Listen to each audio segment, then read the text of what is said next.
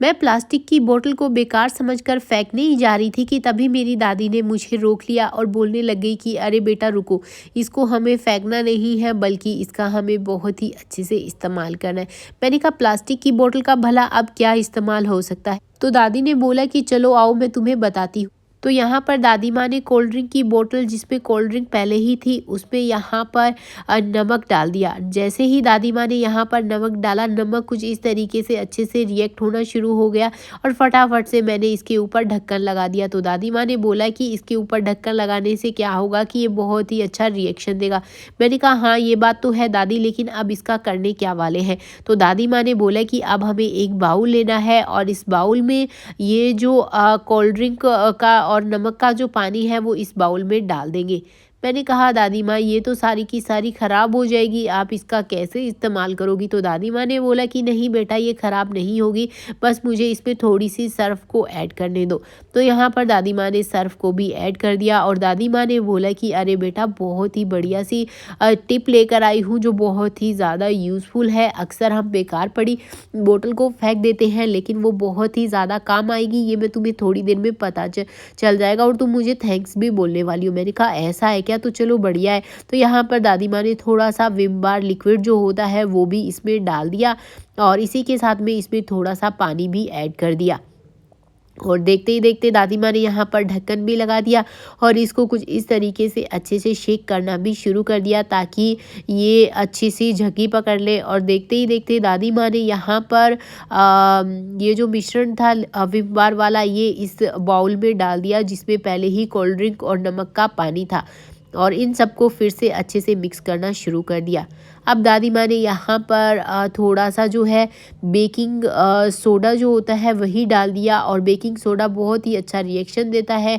ये आपके सामने अभी आपको दिख जाएगा। देखो किस तरीके से अच्छे से ये रिएक्ट होना शुरू हो गया है, बहुत ही अच्छे से इसकी जो झाग है वो बनना भी शुरू हो गए हैं।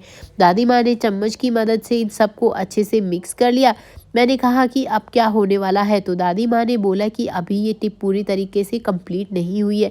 मैंने कहा कि एक तरफ तो आप कह रही हो कि बेकार पड़ी बोतल्स का हमें बहुत ही अच्छे से इस्तेमाल करना है, दूसरी तरफ आपने अरे ये क्या, आपने तो मग भी ले लिया और अब इस बोतल का क्या काम है? तो दादी माँ ने बोला कि ये पूरा मिश्रण मुझे डालने दो फिर मैं तुम्हें बताती हूँ।